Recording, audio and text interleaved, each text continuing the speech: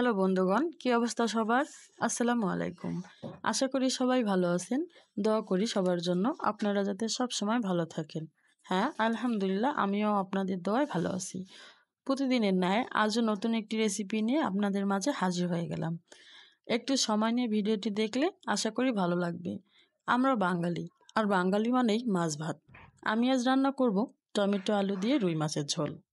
আমি মাছগুলো আগে সুন্দরভাবে ভেজে নিয়েছি। এরপর কড়াইয়ে পরিমাণ মতো তেল দিয়ে কিছু পেঁয়াজ কুচি হালকা করে ভেজে ভিজিয়ে রাখা গুঁড়ো মশলাগুলো দিয়ে ভালোভাবে কষিয়ে নিব।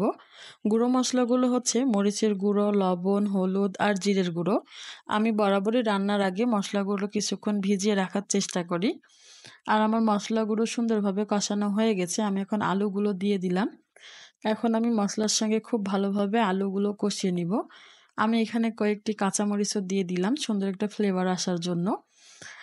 আর এবার খুব ভালোভাবে আমি মসলার সঙ্গে আলুটা কষিয়ে নিব। আলুটা সুন্দরভাবে কষানো হয়ে গেলে আমি এখন এখানে পরিমাণ মতো একটু পানি দিয়ে দিলাম। এখন পানিটা দেওয়া হয়ে গেলে একটু নেড়ে ছেড়ে আমি ঢাকনাটা দিয়ে দিব আলুটা সিদ্ধ হওয়া পর্যন্ত।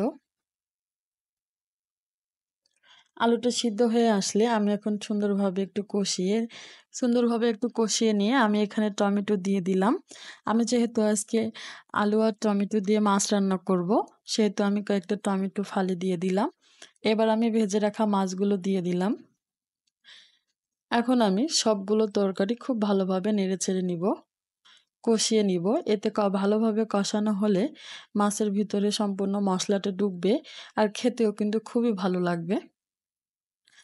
আর রান্নার আগে মশলাগুলো ভিজিয়ে রাখার কারণে কিন্তু রান্নার কালারও অনেক সুন্দর আসে। আর মশলাতে সুন্দর বাটা মশলার একটা ফ্লেভার আসে। তরকারি কিন্তু খেতে খুবই ভালো লাগে। আপনারা বাসায় চাইলে ট্রাই করে দেখতে পারেন। আশা করি ভালো লাগবে। তরকারিটা সুন্দরভাবে কষানো হয়ে গেলে আমি এখন ঝোলের পানি দিয়ে দিলাম। যেহেতু আমার তরকারিটা সিদ্ধ হয়ে গেছে, এখন আমি সামান্য একটু পানি দিয়ে ঢাকা দিব ঝোলের জন্য। যেহেতু আজকে আমি আলু টমেটো দিয়ে মাছের ঝোল করব। সুন্দরভাবে একটু নেড়ে চেড়ে নিলাম। এখন আমি কিছুক্ষণ রান্না করে নিব।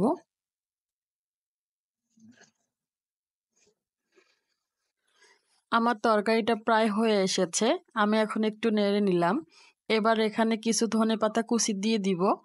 আর মাছের তরকারিতে কিন্তু ধনেপাতা দিলে অনেক সুন্দর একটা ফ্লেভার আসে আর খেতেও ভালো লাগে। আর ধনেপাতা কুচি দিয়ে আমি একটু আলতো হাতে নেড়েচেড়ে নিলাম যাতে মাছগুলো ভেঙে না যায়।